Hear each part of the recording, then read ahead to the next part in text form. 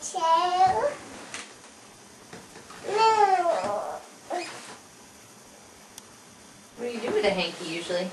Press it down so I can tail. What's the magic word? Please. How do I run on here? How do I run on here? Well, they're really for wiping your nosy.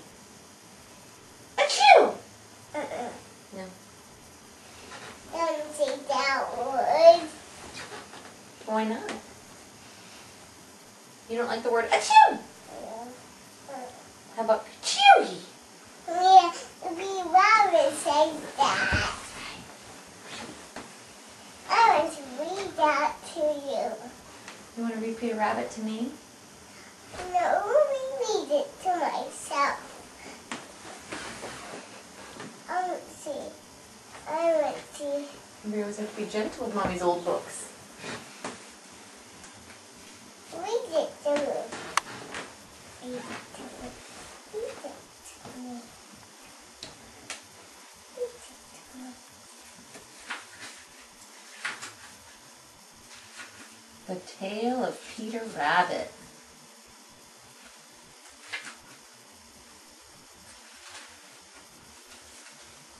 Once upon a time, there were 4 little rabbits, and their names were Flopsy, Mopsy, who's the other one?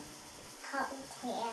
And they lived with their mother in a sandbank underneath the root of a very big fir tree. "Now, my dears," said old Mrs. Rabbit one morning, "you may go into the fields or down the lane, but don't go into Mr. McGregor's garden. Your father had an accident there. He was put in a pie by Mrs. McGregor. Now run along and don't get into mischief. I am going out." And old Mrs. Rabbit took a basket and her umbrella and went through the wood to the baker's. She bought a loaf of brown bread and 5 currant buns. Flopsy, Mopsy, and Cottontail, who were good little bunnies, went down the lane to gather blackberries. But Peter, who was very naughty, ran straight away to Mr. McGregor's garden and squeezed under the gate. First he ate some lettuces, and then some French beans, and then he ate some radishes. And carrots, too, because he's eating a carrot in the picture. And then, feeling rather sick, he went to look for some parsley.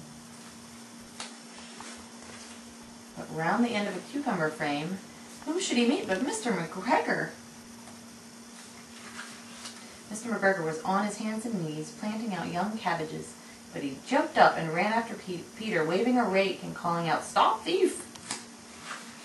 Peter was most dreadfully frightened. He rushed all over the garden, for he had forgotten the way back to the gate. He lost one of his shoes among the cabbages, and the other shoe amongst the potatoes. After losing them, he ran on 4 legs and went faster, so that I think he might have got away altogether, if he had not unfortunately run into a gooseberry net, and got caught by the large buttons on his jacket. It was a blue jacket with brass buttons, quite new. Peter gave himself up for lost and shed big tears, but his sobs were overheard by some friendly sparrows, who flew to him in great excitement and implored him to exert himself. Mr. McGregor came up with a sieve, which he intended to pop upon the top of Peter, but Peter wriggled out just in time, leaving his jacket behind him, and rushed into the tool shed and jumped into a can. It would have been a beautiful thing to hide in if it had not had so much water in it. Mr. McGregor was quite sure that Peter was somewhere in the tool shed, perhaps hidden underneath a flower pot. He began to turn them over carefully, looking under each. Presently, Peter sneezed. "Ka-chewy!" Mr. McGregor was after him in no time, and tried to put his foot upon Peter, who jumped out of a window, upsetting 3 plants. The window was too small for Mr. McGregor. He was tired of running after Peter. He went back to his work. Peter sat down to rest. He was out of breath and trembling with fright, and he had not the least idea which way to go. Also, he was very damp with sitting in that can. After a time, he began to wander about, going lip-diddy, not very fast, and looking all around.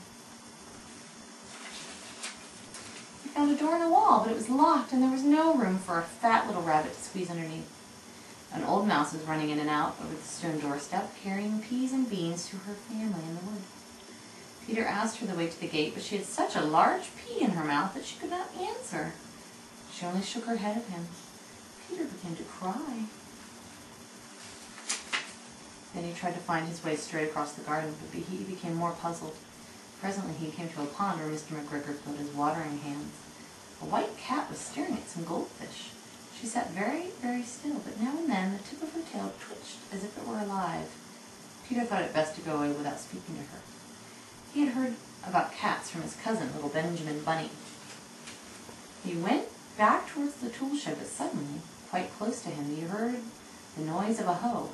Scritch, scratch, scratch, scratch. Peter scuttered underneath the bushes, but presently, as nothing happened, he came out and climbed upon a wheelbarrow and peeped over. The first thing he saw was Mr. McGregor hoeing onions. His back was turned towards Peter, and beyond him was what? Right, the gate. Peter got down very quietly off the wheelbarrow and started running as fast as he could go along a straight walk behind some blackcurrant bushes.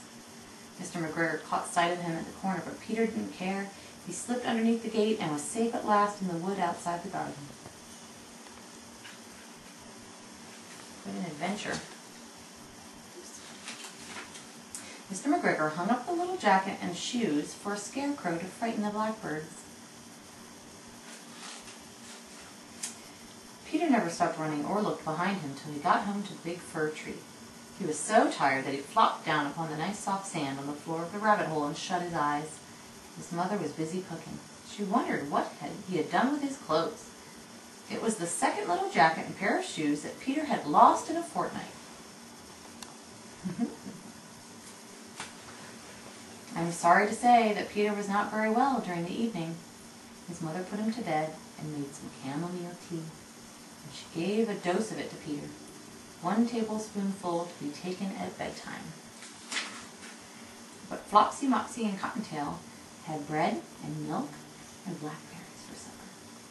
The end. That's the end of the story.